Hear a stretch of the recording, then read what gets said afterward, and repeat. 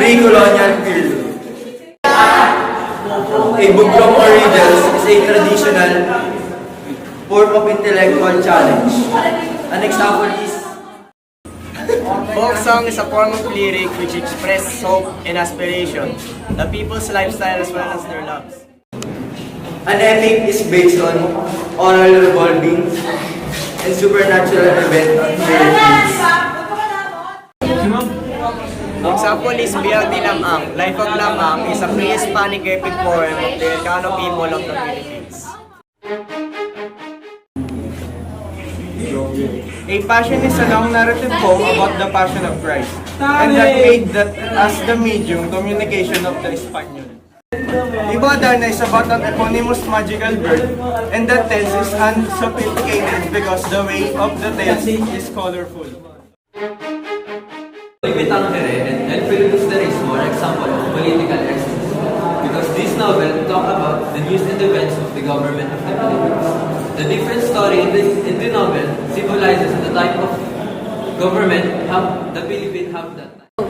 These novels are made for the same reason. It is to enlighten the Filipinos on what's happening on the country. The message of novels are to teach the people to fight for their country and for their freedom.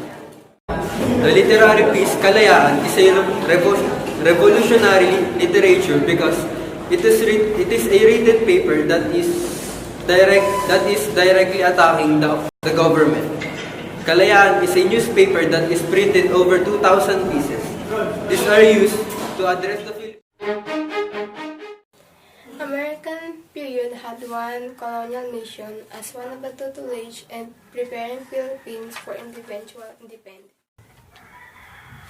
One of the literary pieces in American period is Footnote to You. It talks about family matter as the story in the teenage time of the parents repeat on their son. It's like the story repeat itself. The written characteristic were amateurism and mushy. There's no intimidated word, and it's easy to understand by Filipinos. The story Footnote to You is made by Jose Garcia Villa and also earned as Poet of the Century. Lupang Tinubuan is written by Francisco Reyes, and it tells us not to forget where we came from. In the journey of the characters in the story, you can see different destinations they went to, but still searching for the place where they have known the truth. The characteristics is the bountiful harvest in poetry, drama, and essay. Contemporary period literary a song titled Bayan Ko by Freddie Aguilar. Bayan Ko became popular during Marcos' dictatorship, with left singing their own version protest after President Marcos imposed martial law in 1972. One of the characteristics of that literary piece was martial law repressed and curtailed human rights including freedom of the press, and writer symbolisms and allegories to drive home their message and censorship. That's why that song is one of the part of contemporary period literary. Contemporary period literary piece, a song titled Bayan Ko by Freddie Aguilar. Bayan Ko became popular during Marcos' dictatorship, with left singing their own version protest after President Marcos imposed martial law in 1972. One of the characteristics of that literary piece was martial law repressed and curtailed human rights including freedom of the press, and writers' symbolisms and allegories to drive home their message and censorship. That's why that song is one of the part of contemporary period literary piece. Tuturing na national treasure ang mga lumang kasulatan ng ating pambansang bayaning si Jose Rizal. Pero ang ilan sa mga ito, kabilang na ang orihinal na manuscript ng No Limitangere at El Filibusterismo, inaamag na at unti-unting nasisira. Dudang is impatiently waiting for his father to return home so that he can tell him of his love for Taeyang and his desire to marry her. He feels that at 17, He is a grown man and thinks that he's ready for the next important step in his life.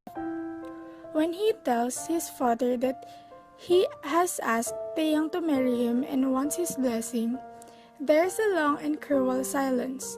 His father asks if he must marry her because Dudong is very young. Dudong resents his father's question, and finally, his father gives his consent. 9 months later, Dudong is waiting outside while Taeyang gives birth to their son Blas. He feels young and inexperienced, a contrast to how he felt 9 months ago. Dudong did not want any more children, but they came anyway. For the next 6 years, Taeyang gave birth 7 children in all. Taeyang did not complain. However, her body was now shapeless and thin from bearing so many children and from the hard work of caring for them in the household. Even though she loved Dudong, she cried and wished that she had not married so young. There had been another suitor, Lucio, who was 9 years older than Dudong. She chose Dudong because he was so younger. Lucio had married after she married Dudong. However, he was childless. She wonders if she had married Lucio, would she be childless? She feels that would have been a better lot in life. But she loves Dudong, even though life has made him old and ugly. One night, Dudong goes outside and thinks about his life. He wants to have the wisdom to know why life does not fulfill its dreams. Why did life forsake you after love? He never finds the answer.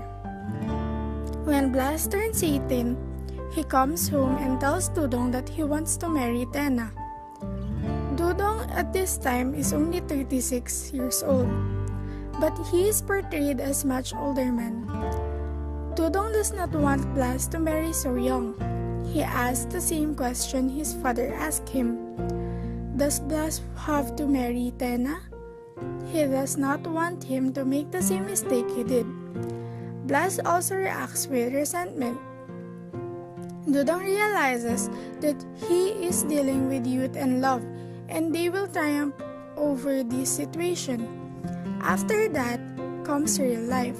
He gave his consent, feeling sad and sorry for his son.